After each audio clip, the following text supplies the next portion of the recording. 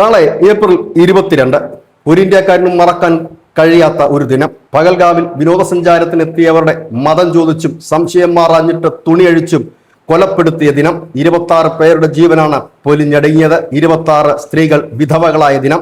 അതിന് തിരിച്ചടിയായിരുന്നു May 7 Indian സൈന്യം നൽകിയത്. അതിന് സൈന്യം നൽകിയ പേര് ഓപ്പറേഷൻ സിന്ദൂർ. അതിന് സമാനമായ രീതിയിലുള്ള മറ്റൊരു പോസ്റ്റ് ഇപ്പോൾ ഇന്ത്യൻ കരസേന പുറത്തിറക്കിയിരിക്കുന്നു.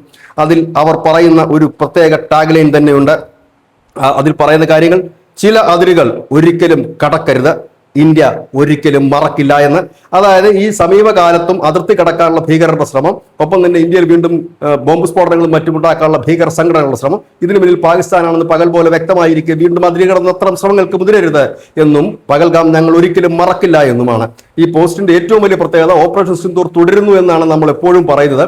താൽക്കാലികമായി നിർത്തിവെച്ചിരിക്കുന്നു, അത് വീണ്ടും തുടരുമെന്ന്. അതുകൊണ്ട് തന്നെ ഈ പോസ്റ്റിലും ഓപ്പറേഷൻ സിന്ദൂറിന്റെ അതേ മാതൃകയിൽ, അതേ രീതിയിൽ ഒരു സിന്ദൂര ചെപ്പ് ഇങ്ങനെ വീണ് കിടക്കുന്ന അതേ മാതൃകയിൽ തന്നെയാണ് ഈ പോസ്റ്റും വന്നിരിക്കുന്നത്. അതുകൊണ്ട് തന്നെ ഒരു കാര്യം വ്യക്തമാണ്: ഓപ്പറേഷൻ സിന്ദൂർ അവസാനിച്ചിട്ടില്ല. ഏത് നിമിഷവും അത് പുനരാരംഭിക്കാനുള്ള സാധ്യതകളുടെ സൂചനകൾ നൽകിക്കൊണ്ടാണ് ഇന്ത്യൻ കരസേന ഇപ്പോൾ ഇത്തരത്തിലേക്ക് ഒരു പോസ്റ്റ് ഇറക്കിയിരിക്കുന്നത്. നമുക്കറിയാം, പഹൽഗാമിൽ ഇപ്പോഴത്തെ സ്ഥിതി വളരെ വ്യത്യസ്തമാണ്. അന്ന് ഈ ഓപ്പറേഷൻ ഈ ഭീകരരുടെ ആക്രമണം നടന്നതിന് ശേഷം നമ്മുടെ മാധ്യമങ്ങളൊക്കെ പറഞ്ഞത് അവിടുത്തെ പ്രദേശവാസികളായ മുസ്ലിം സഹോദരങ്ങൾ ഇതാ വലിയ സഹായം ചെയ്തു. പക്ഷേ 2500 തദ്ദേശവാസികളെയാണ് ഈ കേസുമായി അനുബന്ധിച്ച് കസ്റ്റഡിയിലെടുത്ത് ചിലരെയൊക്കെ അറസ്റ്റ് ചെയ്ത് ജയിലിലാണ് ഇപ്പോഴും.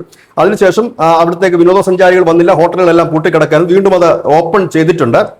പക്ഷേ ഇപ്പോഴവിടെ കുതിരക്കാർക്കും ഒപ്പം തന്നെ അവിടെ കട നടത്തുന്നവർക്കും ഗൈഡുകൾക്കും എല്ലാം തന്നെ QR കോഡ് അടങ്ങിയ ഒരു ഐഡന്റിറ്റി കാർഡ് ഇപ്പോൾ കേന്ദ്രസേന അവർക്ക് നൽകിയിട്ടുണ്ട്. അതിനനുസരിച്ചിട്ട് മാത്രമേ അവിടെ നിൽക്കാൻ കഴിയൂ. മുമ്പ് അങ്ങനെ ആയിരുന്നില്ല. കുതിരക്കാരായിരുന്നു ഇതിന്റെ ഒരു പ്രധാന പങ്ക് വഹിച്ചത്. കാശ്മീർ വരെ നീണ്ടു നിൽക്കുന്ന അവിടുത്തെ ജനങ്ങൾ, തദ്ദേശീയവാസികളായ ചില ആളുകളുടെ കൂടി പിന്തുണയോടുകൂടിയാണ് അന്ന് പുറത്തു നിന്നെത്തിയ ഭീകരർ കൊടും ക്രൂരത ചെയ്തത്. News desk, news India Malayalam.